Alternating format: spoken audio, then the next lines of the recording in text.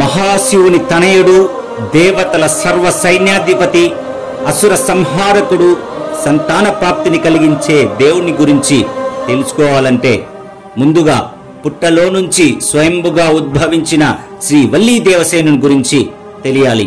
ఆంధ్రప్రదేశ్ రాష్ట్రం చిత్తూరు జిల్లాలోని రామకుప్పం సమీపంలో సుమారు 300 సంవత్సరాల క్రితం ఒక మామిడి తోపలో పుట్ట ఉండేది. ఒకానొక రోజు కురిసిన అకాల వర్షానికి పుట్ట కరిగి ఆ పుట్టలో నుంచి 7 శిరస్సుల నాగుపాము ఆకారంలో స్వయంభుగా ఉద్భవించిన దేవదేవుడే శ్రీ వల్లీ దేవసేన సమేత సుబ్రహ్మణ్య స్వామివారు. ఈ మహా అద్భుతాన్ని గమనించిన స్థానికులు సుబ్రహ్మణ్య స్వామివారికి చిన్న ఆలయం కట్టించారు. కాలానుగుణంగా ఈ ఆలయం దినదినాభివృద్ధి చెందుతూ ఇప్పుడు సుబ్రహ్మణ్య క్షేత్రంగా అభివృద్ధి చెందుతోంది. సుబ్రహ్మణ్య స్వామిని వేడుకుంటే చెవి, ముక్కు సంబంధిత వ్యాధులు నయమవుతుందని విశ్వాసం భక్తుల్లో ఉంది. సంతానం లేని జంటలు స్వామివారికి నియమ నిష్ఠలతో మొక్కుకుంటే ఖచ్చితంగా సంతాన ప్రాప్తి కలుగుతుందని భక్తుల ప్రగాఢ విశ్వాసం. ఈ ఆలయ ఆవరణలో ఉన్న సంతానవనంలో పిల్లలు లేని వారు పూజలు చేస్తే సంతాన భాగ్యం కలుగుతుందని భక్తుల నమ్మకం. ఇంతకీ సంతానవనం అంటే ఏమిటనే సందేహం రావచ్చు. పూర్వకాలంలో 1000 ఆకుల పైన ఉన్న రావి చెట్టుకు, వేప చెట్టుకు వివాహం జరిపించేవారు.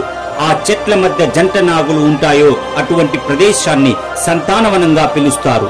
సంతానం లేని వారు సంతానవనంలోని నాగుల పుట్ట దగ్గర ఉన్న రావి చెట్టుకు జోలు కట్టి సుబ్రహ్మణ్య స్వామిని మొక్కుకుంటే ఆ దేవుని దయతో సంతాన భాగ్యం కలుగుతుందని భక్తుల ప్రగాఢ విశ్వాసం. ఇందుకు నిదర్శనంగా సంతాన ప్రాప్తి పొందిన కర్ణాటక భక్తులు స్వామివారికి అందించిన కవచాన్నే ఇప్పటికీ స్వామివారికి తొడుగుతున్నారు. అదేవిధంగా స్వామివారికి మొక్కుబడులు తీర్చుకునే భక్తులు చిన్నపాటి నాగపడిగలను హుండీలో వేసే సంప్రదాయం కొనసాగుతోంది. ఆలయం వెనుక భాగాన నక్షత్రవనం ఉంది. ఈ వనంలో 27 నక్షత్రాలు, 9 నవగ్రహాలు, 12 రాసులకు సంబంధించిన చెట్లు ఉన్నాయి. నక్షత్రం, రాశి, గ్రహాలను బట్టి వ్యక్తులకు సంబంధించిన చెట్ల వద్ద పూజలు చేస్తే అశుభాలు తొలగి శుభ పరిణామాలు కలుగుతాయి. ఈ వనం శాస్త్రీయంగా ఆధ్యాత్మిక శోభను సంతరించుకుంది. కర్ణాటక రాష్ట్రంలో ప్రసిద్ధిగాంచిన కుక్కే సుబ్రహ్మణ్య స్వామి ఆలయంలో స్వామివారు సర్పరూపంలో ఉండగా ఇక్కడ కూడా స్వామివారు 7 శిరస్సుల నాగేంద్రుని రూపంలో భక్తులకు దర్శనమిస్తారు. స్వామివారికి భక్తులు కావుడల రూపంలో మొక్కుబడులు చెల్లిస్తారు. సుబ్రహ్మణ్య స్వామి ఆలయంలో కాల సర్పదోష పూజ, సర్పదోష నివారణ పూజలు, అమావాస్య రోజున విశిష్ట పూజలు జరిపిస్తారు. ప్రతి ఏటా భాద్రపద మాసంలో సుబ్రహ్మణ్య స్వామి వారికి సోమవారోత్సవాలను అంగరంగ వైభవంగా నిర్వహిస్తారు. భక్తులు వారు కోరిన కోరికలు మేరకు స్వామివారికి ప్రాకారోత్సవాలు నిర్వహిస్తారు.